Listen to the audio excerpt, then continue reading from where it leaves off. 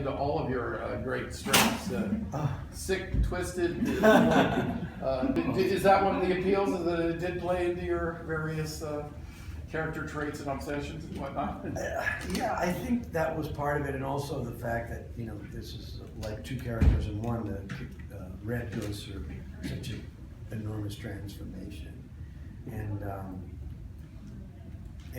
you know, goes from a person who's kind of given up and has become kind of weak and damaged to someone who's revived, and, you know, reinvigorated. So yeah, so that was part of the appeal, and also just the fact that he's, you know, whenever you have a character that's evolving quickly, that's you know, that's interesting, and that appeals to me. When you got the script, were you at all worried that the transformation is undergone too soon? Did you get attached to the earlier character at all? And then after that, how did you? I was wondering how you managed playing a character who is at the same time like many just different ants. That's right. Yeah. Whose consciousness is multiple ants. No, I did lean heavily into the first Red, the Red who's a heavy drinker, kind of a lush. But that really was only for half the pilot, so I couldn't get too attached. I like the new Red. I like the fact that he's energized and quite a bit sharper, a bit smarter, yeah. and also gradually becoming more fit, more confident, more politically savvy. So yeah, so that's been an interesting kind of journey. So I was gonna say that's actually interesting. It's a good transition. Can you talk a bit, you know, of what your process was in getting into the mind of this character, since you know you're dealing with that subject matter of politics and it's approached in a very, you know, tongue-in-cheek way. Yeah, there you go. What was your process? You know, did you have opportunity to, you know, perhaps follow, you know, someone who was in office around, or? Oh, God forbid. You mean you're not paying attention? I think the process was really more about the process actually began, fortunately, before I got the job, before I got the script, because like so many people, I've become fixated on this endless maddening election cycle. Was this ever? I can't even remember when it began. It's so long ago. and it feels like it's never going to end. It feels like November just will not get here. So I was already, you know, my days and my, you know, just wake up in the morning and wow, what's next? Where are we? What's happening? How crazy is it going to get? So when I got this, I just thought, oh my God, I'm already in this headspace. So it's a very short walk from CNN to this, and then I just started to really focus in on the debates and I mean, in a different way. I was already obsessed, but I started to really look at behavior, and sometimes I would just close my eyes and just listen to the different, you know, listen to the chatter and how each one has such, and on both sides too, with Bernie and Hillary, each one has such a distinct voice and way of, they are like characters. They are characters, really. And some are more boring than others, but that was really the process for me. And the process is really ongoing because things just get stranger. And I recently, this past week, went to see the documentary Wiener. What did you think? I highly recommend that. If your brain hasn't, you know, melted yet in the last year and a half, that story,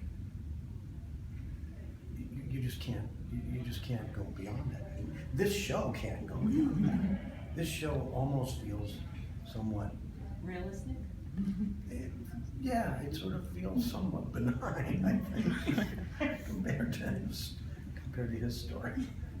You know, you've got these 3 shows, all 3 of these shows have a big political subtext to them. And it's interesting how this has become the thing, and conspiracy.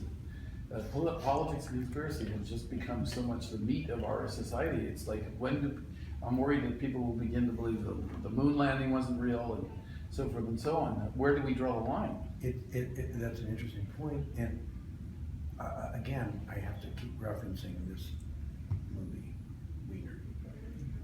It not only is it about conspiracy theory, it's as if politics now is becoming like religion. There's a very, very unsettling parallel developing. People are, deciding on a person, deciding on a stance, deciding on, for lack of a better word, a reality. It's really what it comes down to is choose a reality. Is it their reality? Is it their reality? And once that decision is made, like a cult, we grab on with blind faith, no matter what's happening around us, no matter what our reason is telling us, we're just stay on that track. That's what Wiener is really about, I think. And kind of how this show intersects that. For BrainDead, was there a conscious, thing to kind of keep the comedy at a certain level so it doesn't become too broad and kind of mix it in with the sci-fi elements a little bit? I hope so. It's so interesting when you start to try to define what that tone is, or how do you capture that? And what's the comedic tone we're actually going for here? It's a tricky question because the reality of our political situation right now is bordering on farce. So, in fact, I think the only thing that keeps people at this point, so far, so long, how many months has it been? At this point, the thing that's keeping people kind of engaged. This is what that's your daughter? Your wife? It's interesting what you chose for your That's how I hear the world of politics right now. Fabulous. I don't know how we're gonna transcribe that, but. But, What was I saying? I was starting to say. We're talking about So, the state of, a little bit about the tone and the humor and the farce. And Yeah, I think it's one of the things that is keeping people engaged is the ability, those opportunities to laugh and to find things that are just, because we're all getting fearful, more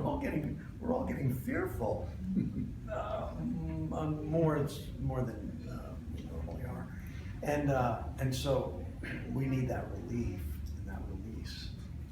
So, just to say, as someone who worked for the federal government, lived in DC, the show answers a lot of questions for me.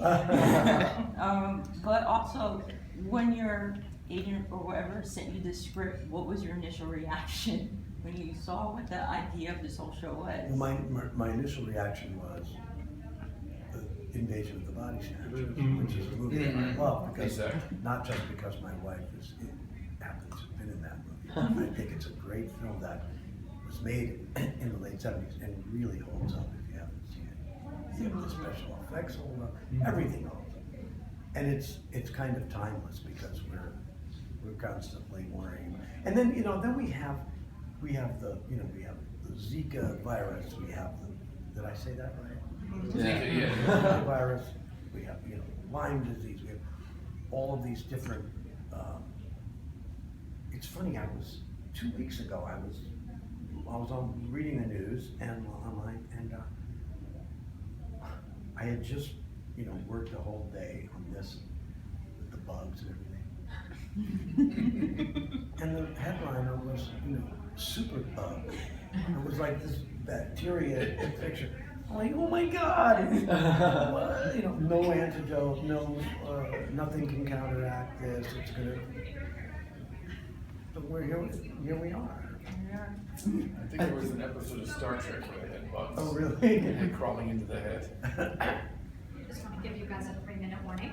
Okay. I think through new media and especially pop culture journalism, in the way that it sort of exists today, there is an expectation that's laid on celebrities to be sort of political spokespeople to a certain extent, just because there's an increasing commingling, I think, of politics and pop culture, which perhaps is part of the reason why Donald Trump is where he is right now.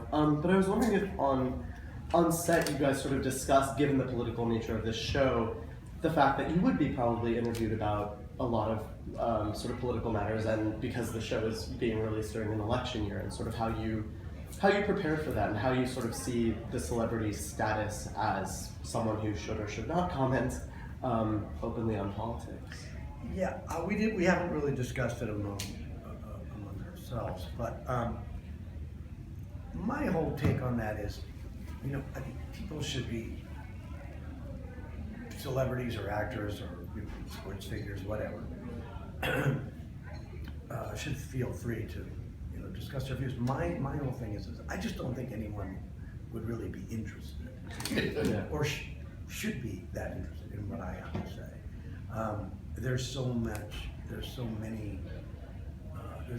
noise out there, and there's so many talking heads, and there's so many people that are weighing in from the world of whatever it is, academia or business, corporate world. I don't think that the fact that we're in the public eye really gives us any more credibility or should give us any more weight. I mean, if people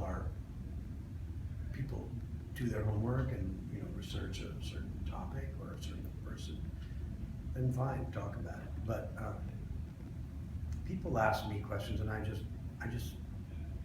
don't think I just don't think that many people are going to be that interested, so I tend to keep a little profile.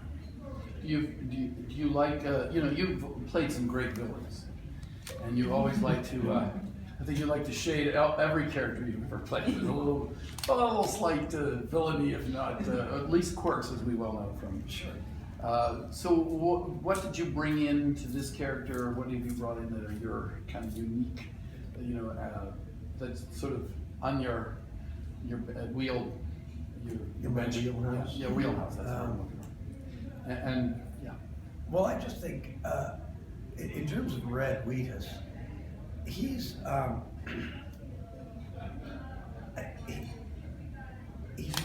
very smart guy who's becoming smarter by the day as he's evolving through his transformation, and he's having a lot of fun with the people that he's working with, especially with his adversaries.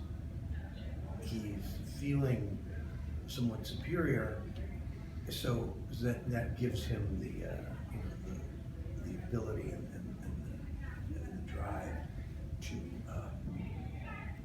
mess with them, and that is a lot of fun. Do you know the ending? No. I swear, I get these scripts. I want to know what's going on next. It's fascinating. Let me grab a quick shot, if I may. One more. Great, thank you. Thank you. Thank you.